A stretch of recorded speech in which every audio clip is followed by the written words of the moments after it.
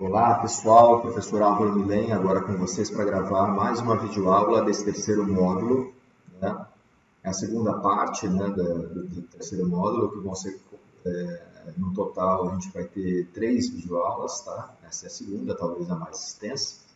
Eu vou entrar mais nas explicações detalhadas, né, que sustenta as teorias pós-críticas. Né? Na videoaula passada eu apresentei as principais ideias em torno do que é considerado a pós-modernidade, e agora a gente vai abordar alguns aspectos específicos, né, com relação à pós-modernidade, identidade e diferença, tá?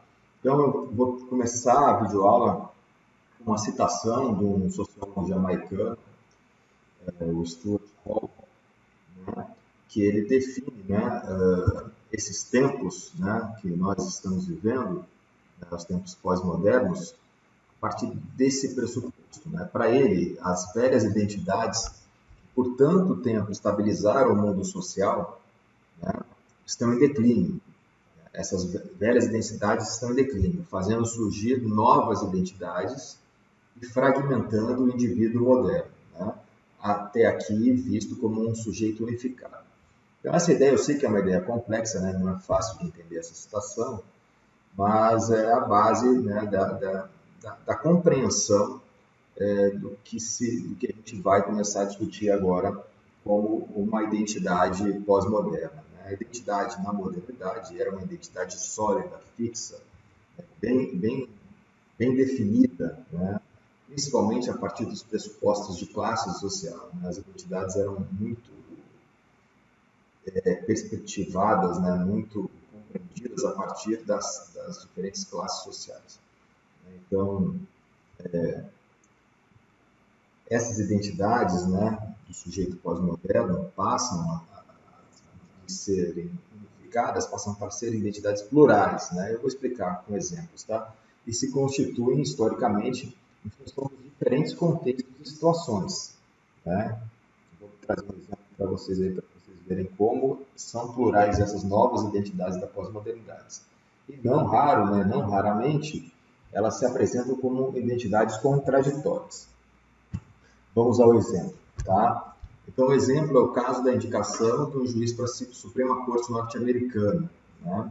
Seria o equivalente ao STF no Brasil, tá? O juiz Clarence Thomas, né? Isso foi no final da década de 80, virada do final da década de 1980 para 1990, né?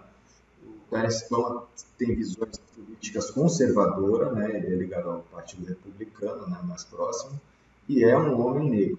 Então, veja que essas 3 características dele são importantes para a gente pensar nessa ideia da pluralidade das identidades. Né? Ele é um homem negro, né, e conservador. Então, né,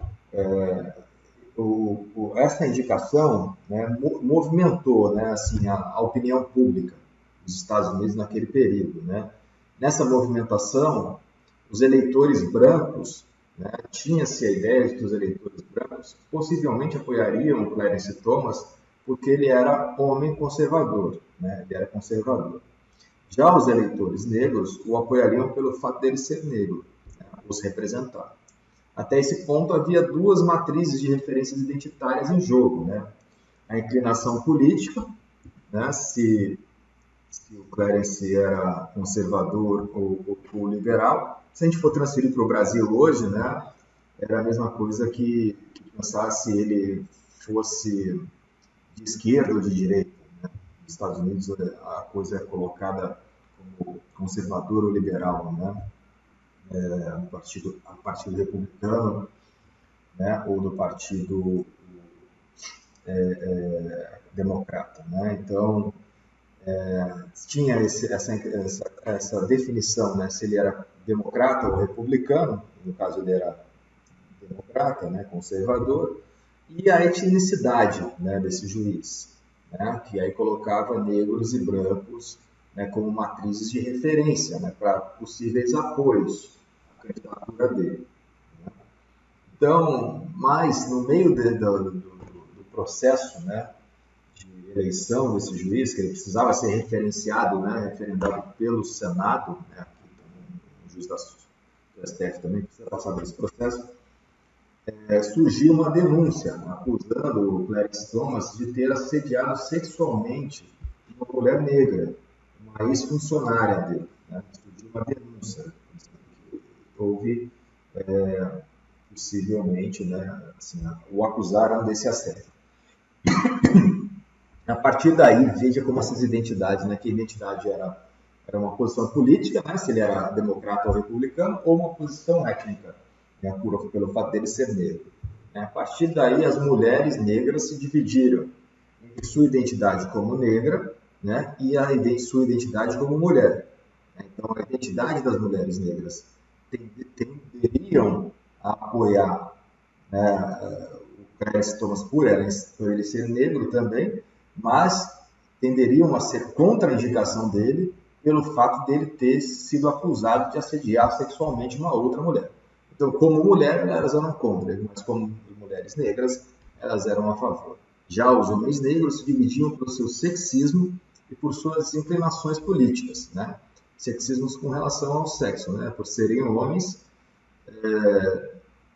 eles tenderiam a apoiar, né? A ter um julgamento mais brando com relação à acusação de assédio, né? Com relação ao Clarence Thomas, e em função das suas inclinações políticas. Se eles fossem homens negros democratas, né, liberais, eles seriam contra a indicação do Clarence, porque o Clarence é conservador. Né? Então, as identidades super fragmentadas. São muitas identidades. Né? As formas de se identificar com alguma pauta política, com alguma pauta com relação a sexismo, etnia, é muito extensa. Né? Então, e ainda assim, as mulheres brancas conservadoras apoiariam Thomas, e as mulheres feministas seriam contrárias à sua indicação. Os homens brancos também se dividiriam em função das questões étnicas e sexistas. E somando-se a isso tudo, né, toda essa fragmentação de identidade, né, ainda havia o fato de Anita Hill, né, que foi a ex-funcionária do Clarence Thomas, que foi acusada de assédio sexual, ter sido uma funcionária subalterna, ou seja, né, as questões de classe social também estavam em jogo.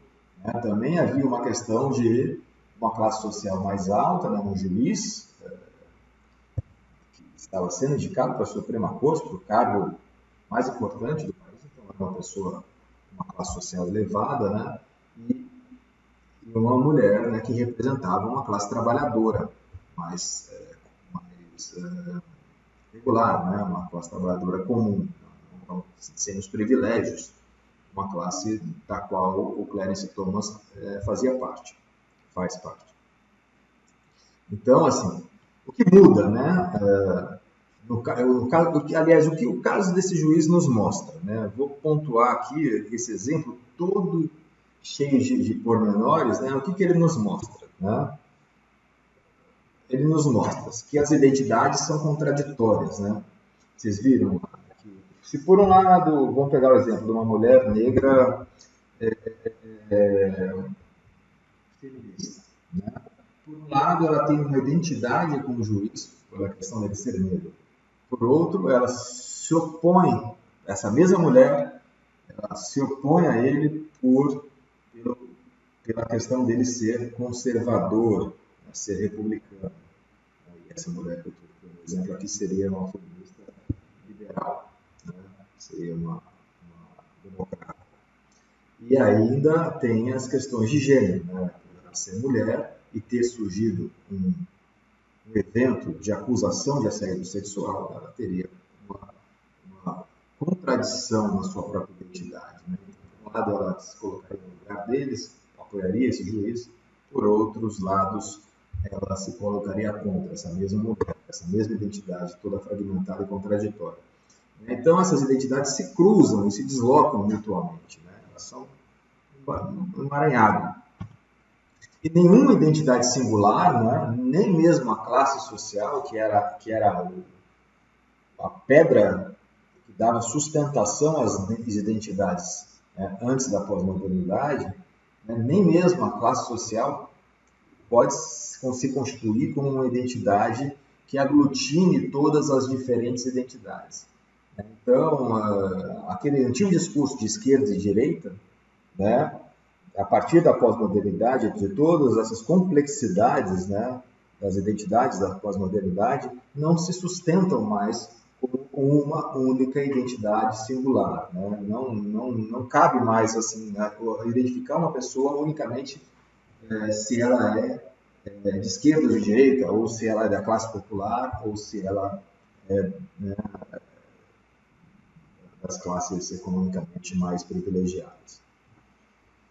Mais uma questão que, a partir desse exemplo, a gente pode inferir. Né? Uma vez que a identidade muda, ela torna-se politizada. Né?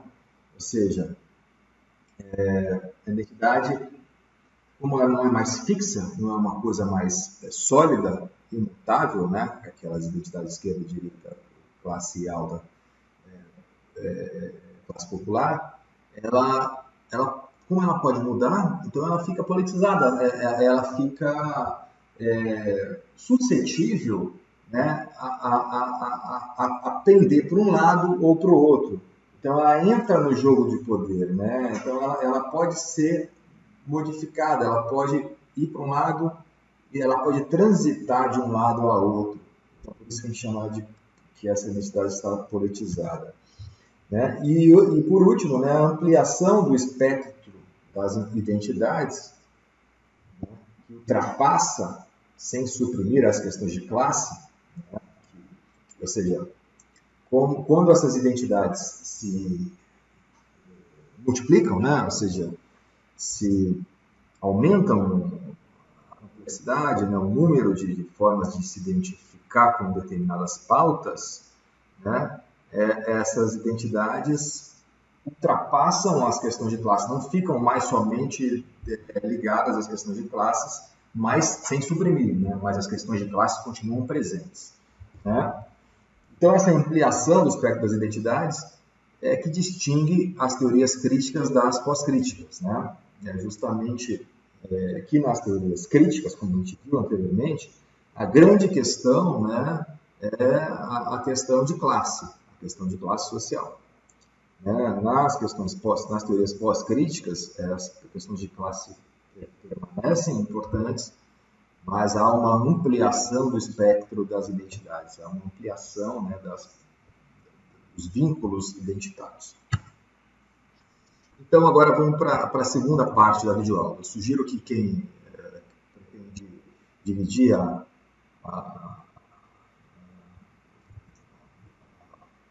o estudo aí em duas partes, né, faça uma interrupção agora e retome depois aí com essa segunda parte, para não ficar muito denso, né, que eu decidi para que não fique muito numeroso, né, a quantidade, muitas videoaulas para esse módulo, eu decidi aumentar o conteúdo dessa, tá?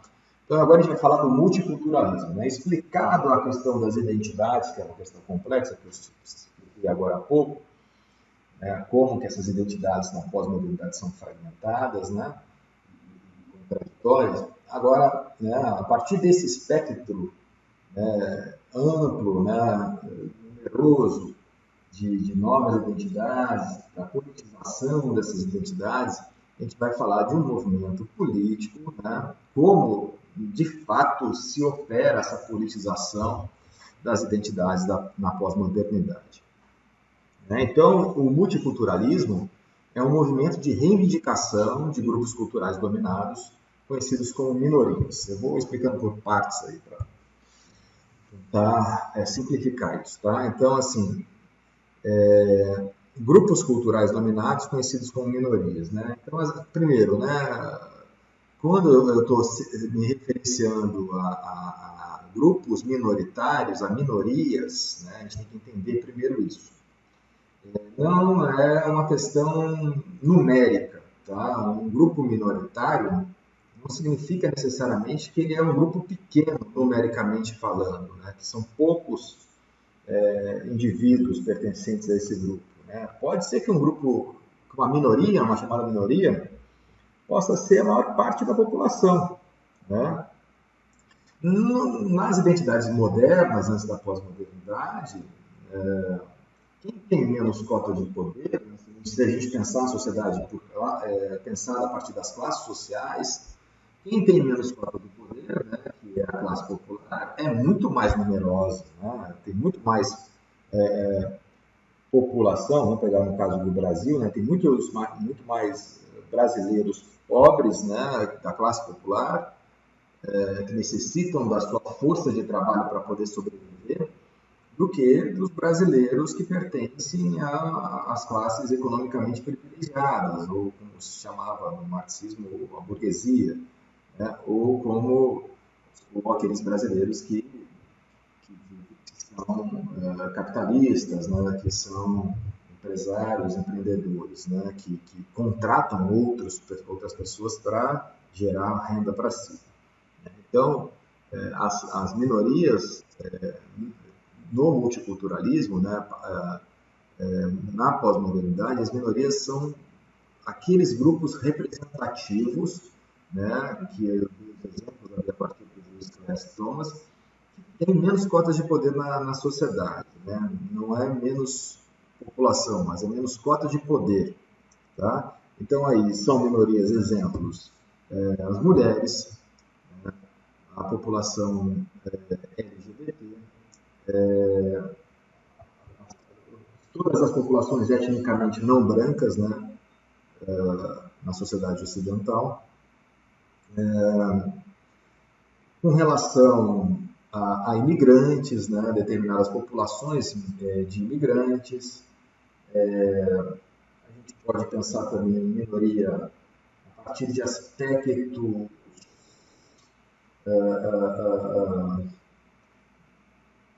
mais funcionais, né, como, por exemplo, populações específicas, por exemplo, surdos, deficientes físicos. A gente pode pensar em minorias a partir de populações indígenas, né? Eu falei de aspectos étnicos, mas aí é um aspecto étnico mais específico ainda. Então, são esses grupos minoritários que têm menos cotas de poder que na sociedade, eles seguem as regras de quem tem mais cotas de poder. Né? Então, vocês vão ver isso aí, eles são minorias por isso, que eles são inferiorizados frente à distribuição do poder na sociedade. Então, eles têm que se adaptar à força de quem tem mais poder. Não da maioria, mas de quem tem mais poder. Tá? Então, voltando, né? O multiculturalismo é um movimento de reivindicação de grupos culturais dominados, conhecidos como minorias. Essas suas reivindicações fundamentais estão relacionadas com o reconhecimento e a representatividade de formas culturais específicas nas chamadas culturas nacionais. Então, dentro da chamada cultura nacional, né, ou seja, na aula passada a gente viu aquela ideia de Estado-nação, né? Na cultura nacional, a ideia preponderante dessa noção de cultura corporal, né, não é aleatória, né? A cultura nacional é um representativo das cotas de poder da sociedade. Então, as populações que têm mais poder são mais presentes na forma de definição das culturas nacionais. Não é aleatório, né? Não é um apanhado de cada pedacinho da cultura nacional que a gente faz um cálculo. Né? Então, a cultura nacional ela é mais representativa de quem tem mais cotas de poder. Esses grupos, essas minorias, elas estão menos representadas, né? As suas culturas, né? As suas identidades, estão menos representadas nas chamadas culturas nacionais. Então, esse movimento do multiculturalismo, aí é fundamental, nasceu nesses movimentos de reivindicação, de fazer valer as suas identidades, de se empoderar, né? de mostrar que essas identidades pertencentes às minorias, né? Também são e devem ser, né? Reconhecidas como representativas das formas de culturas específicas das culturas nacionais. Então, as relações de poder, né? E os dispositivos simbólicos que incidem sobre a ideia de identidade nacional ficam evidenciados assim, né? né? Assim, vai desde o básico, tá? Vamos pegar o exemplo dos Estados Unidos, né? Porque o multiculturalismo nasce lá nos Estados Unidos, né? Na América do Norte. Então, a língua preponderante nos Estados Unidos é o inglês, né? Então, o inglês é a língua nacional, a representatividade simbólica, né, e linguística da língua, da cultura nacional norte-americana é a língua inglesa, né? Eles foram colonizados principalmente pelos ingleses, né? Então, a língua, assim como nós fomos colonizados pelos portugueses, a gente aderiu à língua portuguesa e eles aderiram à língua inglesa. Mas como é um país que recebeu e recebe ainda muitos imigrantes, há um caldo cultural nos Estados Unidos, há diferentes línguas sendo faladas naquele território, né? Então, em determinadas partes do país, por exemplo, a Flórida, o espanhol é uma língua, em alguns lugares, mais falada do que o próprio inglês, né? Mas se define como cultura nacional, a língua preponderante, a língua oficial, né, daquele país, o inglês. Então, há uma relação de poder ali, né? Os falantes da língua inglesa nos Estados Unidos têm muito mais poder do que os falantes da língua espanhola nos Estados Unidos, né? Então, eles têm mais poder para definir o que é a língua oficial, o que é a cultura nacional. Então, os falantes da língua espanhola, né, têm uma relação aí de poder, né? Eles constituem uma minoria, eles têm até uma forma de serem chamados, né, os hispânicos, né, ou como eles chamam lá os do brown, né, marrom, né, traduzindo, que seriam a população hispânica, incluindo-se os brasileiros, né. Então, essa é uma, nos Estados Unidos, esse grupo, né, étnico constitui uma dessas minorias que vai lutar por si, para poder existir.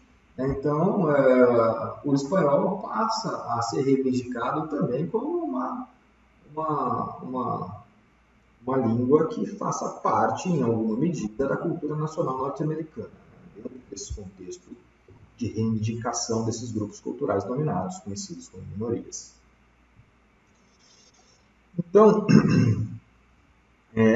os efeitos da pós-modernidade, né, no deslocamento das identidades nacionais em função da globalização. Vou falar sobre isso aqui agora, né? Um tópico, uma afirmação, um tópico. Né? A gente tem um novo elemento aí para discutir, né, que é a globalização. No mundo globalizado, ou seja, que as informações são transmitidas imediatamente, né, há um fluxo cultural quase que instantâneo, né, no mundo, além de ter essas questões de se definir o que é uma identidade nacional, há um tráfego cultural, né, através do mundo, há uma transposição cultural, a cultura sai de um lugar e vai para o outro, sai de um país e vai para o outro, né, sai de um estado-nação e vai para outro, através da internet, principalmente, mais recentemente, instantaneamente, não é quase que instantaneamente, instantaneamente. Então, assim, ao mesmo tempo, por exemplo, que se lança um filme, uma série, uma música, uma moda ou um esporte em determinado país, no outro já está tendo os outros terráqueos, né, residentes em outros estados-nação, já estão recebendo essa informação, já estão podendo se tornar potenciais consumidores dessa cultura globalizada, né? Então, há um deslocamento muito forte dessas identidades nacionais, né, de um país para outro, também com a globalização. E esse deslocamento, né, das identidades nacionais, esse fluxo global de informações culturais, né, está desintegrando as identidades nacionais, aquelas velhas identidades nacionais, né, que também eram sólidas, bem definidas e demorava-se séculos para serem constituídas, né, para se definir o que era ser nipônico, japonês, né, que era ser brasileiro, francês, italiano, britânico ou norte-americano, né? Em pouco tempo, essas velhas identidades vão se diluindo também nesse caldo cultural global, né? Como resultado do crescimento da homogeneização cultural do mundo pós-moderno global, né? Então, assim, vamos pegar alguns exemplos. Deixa eu só adiantar a próxima fala para ver se eu não vou ficar repetitivo. Não. Vamos pegar alguns exemplos, né? A gente vai ter, vamos pegar no cinema, né? O cinema é um forte elemento, né, que vai expressar uma determinada forma de cultura. Se você pegar o cinema nacional, o cinema brasileiro, né, ele tem uma estética, né, ele tem uma forma de se fazer cinema própria, né? Claro que essa forma vai se modificando. Em determinados tempos a gente tinha as pornos chanchadas, né? Essa ultrasexualização era muito forte, né? E depois a gente vai ter os filmes de conotação social muito fortes no Brasil, na virada do milênio, né? Filmes, por exemplo, como Cidade de Deus, assim, que mostravam, ou mesmo Tropa de Elite, filmes que mostravam a realidade social nua e crua, assim, né? Por dentro dos problemas sociais do Brasil, são bem diferentes, né, da estética de Hollywood, por exemplo, né, do cinema americano. Você pega determinados gêneros, claro que não dá para unificar tudo que é Hollywood, né? Vamos pegar um gênero específico, a comédia romântica, que é uma forma de se produzir cultura, né, e se disseminar essa cultura. Ou mesmo está mudando, né? Agora a gente, no Brasil tem diminuído o consumo, né, dos telespectadores de novelas, né, e as séries, né, que são um fenômeno global, mundial, né, têm ocupado muitas vezes os espaços do consumo das antigas telenovelas. Então, as pessoas, né, e até eu ali me incluo, assistem hoje muito mais séries globalizadas, né, Netflixadas, né, do que as novelas da Rede Globo, se confundir a globalização com a Rede Globo de televisão, ou com as outras emissoras de televisão do Brasil. Então, vocês percebem que há uma globalização, né, dessa cultura. Quando eu falo da mudança das séries das novelas para as séries. Então, no mundo pós-moderno, né, essas identidades nacionais, essas características culturais que definem o que é ser brasileiro, por exemplo, né, vão se desintegrando, né, sendo substituídas por uma identidade cultural global pós-moderna.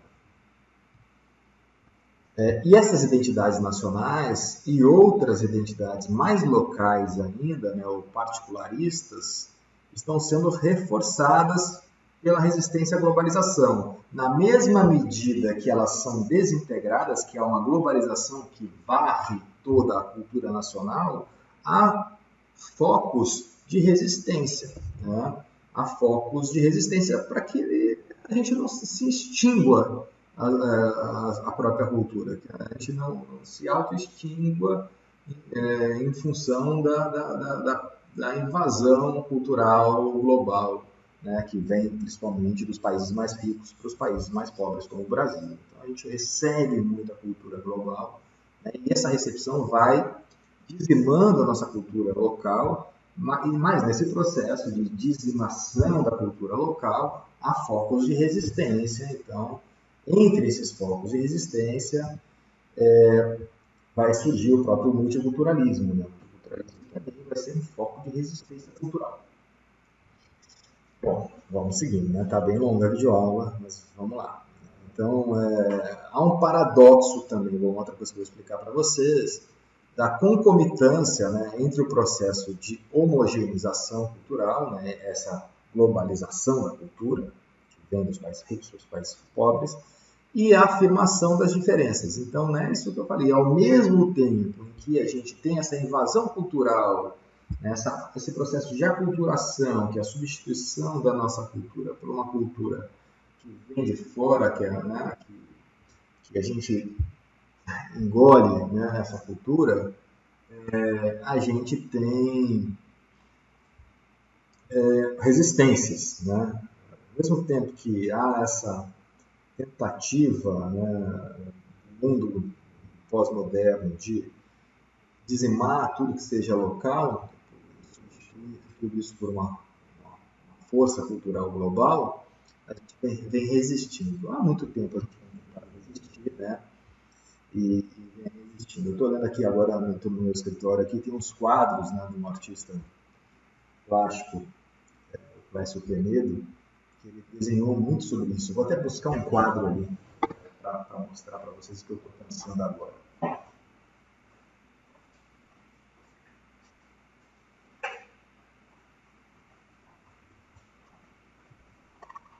Não sei se vai estar dando para ver aí, né? Mas esse quadro, ele vai mostrando, ele vai criticando, né? Esse quadro um desenho que eu mostrei para vocês e tem um escrito, né? O escrito é assim: o bebê bobinho bebia a vida na bica. A coca da coca vedou a boca da bica. O bebê babando bebe a coca calado. Então, assim, é claro, né? A Coca-Cola, né? Como uma representação dessa cultura global, né? Essa aculturação vinda dos países ricos do norte, né? E a figura do indígena que representa a cultura nacional, né? Na obra do Clécio Penedo, os índios somos nós, né? Nós somos os índios, né? O índio representa o brasileiro, o Brasil, a nossa identidade, como se existisse essa identidade sólida, né? Mas na pós-modernidade essa identidade se dissolve, então ela se transforma nisso, né? O símbolo da Coca-Cola, em vez de amarelo, né? Dentro uma cara de bobinho, né? Sendo consumido, né? Por essa Coca-Cola, né? Sendo a bica da água que ele bebia é vedada pela coca da cola, né? Da coca, a cola da coca. Enfim, então é nesse sentido, né? Então, assim, artistas do Hemisfério também, esse quadro é da década de 1970, né? É um quadro antigo, uma reprodução, né, do quadro do Clássico Penedo da década de 70, e que já se falava dessa resistência. Então, assim, esse próprio processo de homogeneização, né, ao estremecer as culturas nacionais, teria potencializado os espaços de resistências culturais, né, favorecendo o surgimento de movimentos reivindicatórios dos grupos culturais dominados. Movimentos como esse que eu mostrei do Clássico Penedo e como o próprio multiculturalismo, que é o que a gente está falando aqui. Tá? E é nesse contexto que ganha forma o multiculturalismo. Bom, então na próxima aula eu vou explicar como isso se agrega ao currículo, né? Assim, como que isso vai ser transformado no conteúdo escolar e como que o multiculturalismo vai se relacionar, né, com o currículo, né, que é ensinado nas escolas, para a gente pensar na educação física.